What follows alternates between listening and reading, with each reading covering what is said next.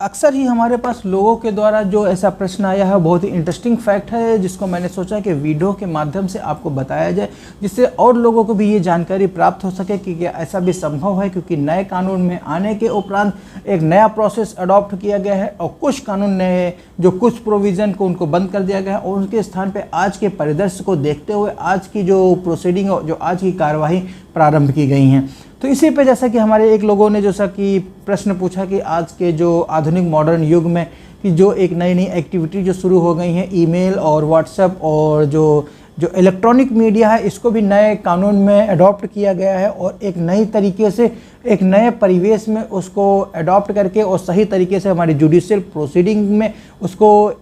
सम्मिलित किया गया है कि जिससे जल्दी से जल्दी और जल्द से जल्द स्पीडी ट्रायल के रूप में जो आम जनता को उससे न्याय मिल सके। तो जैसा कि इस व्हाट्सएप या ईमेल के माध्यम से अगर जो अपोजिट पार्टी यानी कि कोई भी केस हो सकता है, यानी कि ये 498A यानी कि जो अब 85 BNS हो गया है, सेक्शन 12 DV एक्ट या 144 BNSS, इन प्रोविज़न के अधीन के अंतर्गत और इसके अलावा भी यानी कि सिविल सूट यानी कि अगर जो डिवोर्स के मामले हो या कोई भी आपकी अगर जो ज़मीन या जायदाद का भी मामला हो या कोई क्रिमिनल केस हो, इन सभी केसेस में जो प्रोसेस है वो एक चीज़ बिल्कुल कॉमन है कि एक व्यक्ति ने जिसने एक मुकदमा माननीय न्यायालय के समक्ष प्रस्तुत किया है, माननीय न्यायालय उस मुकदमे को टेस्टिफाई करते हुए उसकी सारी चीज़ों को जांच करते हुए कि इस मुकदमा जिस तरीके से जो वाद जो प्रस्तुत किए गए वो सत्य बिल्कुल सही है, उसके उपरांत जब न्यायालय संतुष्ट हो जाती है, इसमें आपने दूसरे को अपोजिट पार्टी यानी कि जो विपक्षी जिसको भी आपने बनाया उसको फिर सम्मन भेजा जाता है, फिर नोटिस भेजा जाता है, नहीं अपियर हो जाते हैं तो फिर आगे की प्रोसीडिंग अडॉप्ट की जाती है। तो कहने का सेंस ये है कि क्या आज के दौर में जो व्हाट्सएप या ईमेल या और कोई जो आधुनिक मोड है जो इलेक्ट्रॉनिक मीडिया से जो कनेक्टेड है, क्या उसको भी हमारी न्यायिक व्यवस्था में सम्मिलित किया जा सकता है अथवा नहीं सम्मिलित किया जा सकता है। इसी विषय पे आज हम चर्चा करेंगे और जानेंगे किस प्रकार ये कहाँ हद तक अडॉप्ट किया जा सकता है और कितने हद तक नहीं अडॉप्ट किया जा सकता है, कोर्ट का क्या व्यू निकल के सामने आता है। और नमस्कार, मैं हूँ Brajnandan, advocate and legal consultant. स्वागत है आपका एक बार और आपके अपने इस चैनल पे। और अगर जो आप चैनल पे पहली बार आए हुए हैं, नए हैं, तो उसको सब्सक्राइब करें और लाइक करें और कमेंट में जय हिंद अवश्य लिखें। और ये जानकारी, इस तरीके की और भी जो जानकारियाँ अगर जो होती है तो वो दूसरों लोगों तक या अपने निकटतम किसी मित्र या संबंधी को आप अगर जो बताना चाहते हैं तो उसको आप प्लीज़ शेयर करें, या ऐसे कोई प्रॉब्लम उनके द्वारा जो फेस की जा रही है ये उनको भी जानकारी मिल सके। बात करते हैं कि इसी में क्या व्हाट्सएप या ईमेल के माध्यम से क्या जो प्रोसीडिंग जो इलेक्ट्रॉनिक मीडिया का जो कम्युनिकेशन है, क्या वो हमारे जो क्रिमिनल प्रोसीजर हैं या जो सिविल प्रोसीजर कोड है उनमें क्या अडॉप्ट किया गया है कि नहीं अडॉप्ट किया गया है। तो इसी विषय पे एक चीज़ मैं और एक बताना चाहूँगा कि इस तरीके की जो आजकल की एक्टिविटी हो रही है, क्योंकि बाहर से मैनेजमेंट करके माननीय न्यायालय हर चीज़ पर विचार करते हुए और जो प्लेंट है उसकी हर एक चीज़ को देखते हुए उसमें सही तरीके से अगर जो केस रजिस्टर्ड हो जाता है, रजिस्टर्ड होने के उपरांत माननीय न्यायालय जो डिफेंडेंट है या अपोजिट पार्टी है, जाहिर से तौर पे अगर जो डिवोर्स का केस किया गया है हस्बैंड के द्वारा या वाइफ के द्वारा, तो हस्बैंड एंड वाइफ दूसरी पार्टी को सम्मन जाता है या नोटिस जाता है। और कोर्ट कोई भी मामला हो उसमें सम्मन भेजने के उपरांत दूसरे पक्ष की बात को सुनने के उपरांत ही आगे का निर्णय पारित करते हैं। कुछ मामले जो एक्सेप्शनल हैं उनको छोड़ के, जैसे कि इंटरिम मेंटेनेंस है, कभी कभी जो बहुत ही अगर जो ये कोर्ट को ये लगता है कि इनको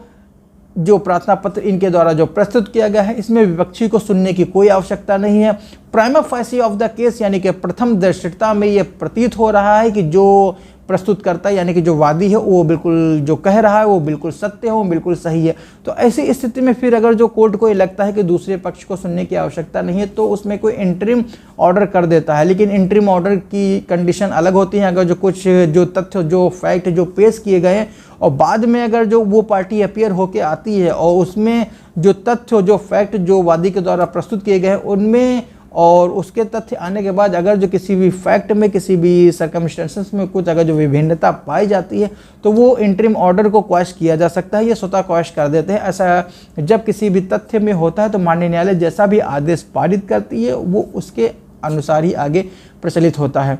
तो इसी विषय पे आज मैं एक चीज़ बताना चाहूँगा कि अगर जो आपने कोई भी डिस्प्यूट है, कोई भी पति पत्नी के बीच में अगर जो कोई डिस्प्यूट है, उदाहरण के लिए अगर जो हम विचार करें, अगर जो हस्बैंड के द्वारा अगर जो डिवोर्स का मुकदमा प्रस्तुत किया गया है और वाइफ जो है वो डिवोर्स के मुकदमे में कोऑपरेट बिल्कुल भी नहीं कर रही है। हस्बैंड के द्वारा बार बार सम्मन भेजा जा रहा है और पत्नी के द्वारा या मैनेजमेंट करके किसी भी तरीके से ये रिपोर्ट ने लिख के आता है या रिपोर्ट भिजवा दी जाती है, वो अलग का विषय है। वो उक्त जो पता आपने लिखा उस पर नहीं रहती है या वो वहाँ पे नहीं मिली, कहीं बाहर गई हुई थी, या कभी कभी ये भी लिख के आता है कि वो उस पते पे अब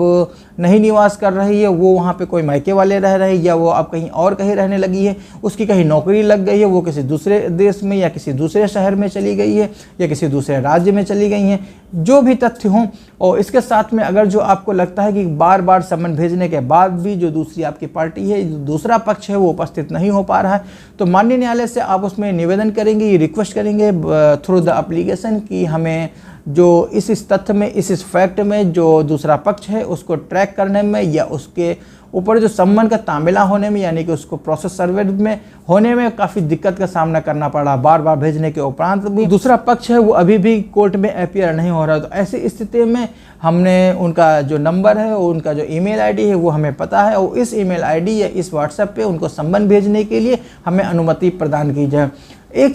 चीज़ मैं और चीज़ बताना चाहूँगा, इस तरीके की जो एक्टिविटी या अगर जो आप कोर्ट से रिक्वेस्ट करना चाह रहे हैं कि उसमें ईमेल या व्हाट्सएप या जो भी तरीका हो, ये अगर जो अडॉप्ट करने के लिए बीच में आप कर रहे हैं, बार बार सम्मन भेजने के बाद वो आप नहीं टर्न अप होके आ रहे हैं, तो हमें इस रिक्वेस्ट करने पर हमें अनुमति दे दी जाए कि उसको हम व्हाट्सएप के ज़रिए और ईमेल के ज़रिए सम्मन भेजा जा जाए। और इसका एक दूसरा तरीका ये भी है कि अगर जो आपको लगता है कि जो दूसरा पक्ष है, पति हो चाहे पत्नी हो, कोई भी हो, आपको ये लगता है कि हमारे सम्मन भेजने के उपरांत भी सही तरीके से वो कोर्ट में अपीयर होकर नहीं आएगा, तो आप जब मुकदमा प्रस्तुत कर रहे हो, क्योंकि प्लेंट जब तैयार कर रहे हो तभी आप उसमें जो एरे ऑफ द प्लेंट की जो पार्टीज़ में जो एरे होता है उसी में आप अपने अधिवक्ता के माध्यम से संपर्क करके आप उसमें जो विपक्षी पक्ष है, यानी कि जो दूसरा पक्ष है, उसके जहाँ पे नाम पता आपने उसका अंकित किया, उसी में साथ में उसका व्हाट्सएप नंबर और या ईमेल आईडी या और भी जो संपर्क करने का जो माध्यम हो उसमें आप अंकित कर सकते हैं। कभी कभी किसी कोर्ट में आपको फिर से कोई भी अलग से प्रार्थना पत्र देने की आवश्यकता नहीं पड़ती है कि हमें इस माध्यम से जो ईमेल है या इसका जो अन्य पता या दूसरा पता है, इसको प्लेंट में इंडोर्स कर दिया जाए, अमेंडमेंट कर दिया जाए। क्योंकि आप पहले से लिख के आते हैं तो केवल आपको ये रिक्वेस्ट करनी पड़ेगी कि हमें ईमेल या व्हाट्सएप के जरिए हमें सर्विस कराने की अनुमति दे दी जाए। और क्योंकि आज के दौर में जो इलेक्ट्रॉनिक मीडिया में जो कम्युनिकेशन गैप या जो कम्युनिकेशन का जो सिस्टम है, इसमें एक चीज़ और निकल के आती है कि अगर जो अपने व्हाट्सएप या ईमेल के जरिए आप ये चीज़ कोर्ट में रिलाई कर सकते हो, ये भरोसा दिलवा सकते हैं कि ये हमने सम्मन भेजा था, ये सच एंड सच व्यक्ति जो भी दूसरा पक्ष हो उसने ये प्राप्त कर लिया, उसने ये देख भी लिया है। क्योंकि जाहिर से तौर पे जो एक ऑब्जेक्ट है, जो एक मकसद है, जो इरादा होता है, जो प्रोसेस अडॉप्ट किया गया है दूसरे पक्ष को सम्मन भेजने के लिए, उसमें केवल एक ही चीज़ है कि दूसरे व्यक्ति को ये पता होना चाहिए कि आपके विरुद्ध सच एंड सच जो धाराओं में या इस धाराओं में इस तरीके का वाद आपके विरुद्ध योजित किया गया है, उसमें आपको अगर जो कोई भी आपत्ति, कोई भी अगर जो कथन आपको अगर जो करना है, कोई भी अपनी आप अगर जो लिखित कथन आप प्रस्तुत करना चाहते हैं तो सच एंड सच डेट तक आप उसमें प्रस्तुत कर सकते हैं। यानी कि अगर जो बिना सुने भी अगर जो कोई आदेश उनको पारित कर दिया जाता है तो उनके पास भी अपॉर्चुनिटी रहती है कि वो आपके आदेश को क्वाश कराने के लिए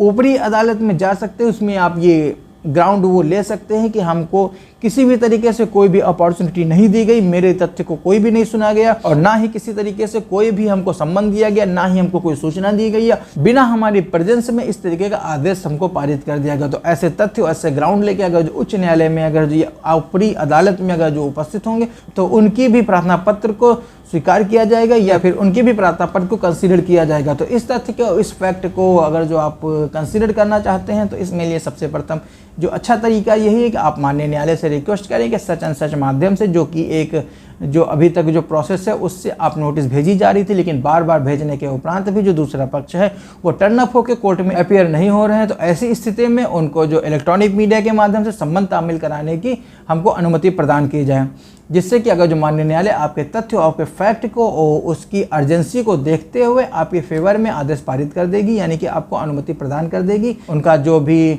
मेलिंग एड्रेस या पोस्टिंग एड्रेस जो भी हो वहाँ आप उसको भेज सकते हैं। आज का वीडियो यहीं तक है, इतना ही है। मिलते हैं किसी और एक वीडियो में एक नए विषय पर चर्चा करने के लिए। तब तक के लिए एक चीज़ मैं और कहना चाहूँगा, अगर जो आपने वीडियो अंत तक देखा है, पूरा देखा है, तो उसको सब्सक्राइब कर ले, लाइक करें और कमेंट में जय हिंद अवश्य लिखें। और ये जानकारी, ये इस तरीके की जो जानकारी दूसरों लोगों तक पहुँचाने के लिए अपने निकटतम संबंधियों को इसको शेयर करें, और जिससे से ज़्यादा लोगों को इस तरीके की जानकारी प्राप्त हो सके।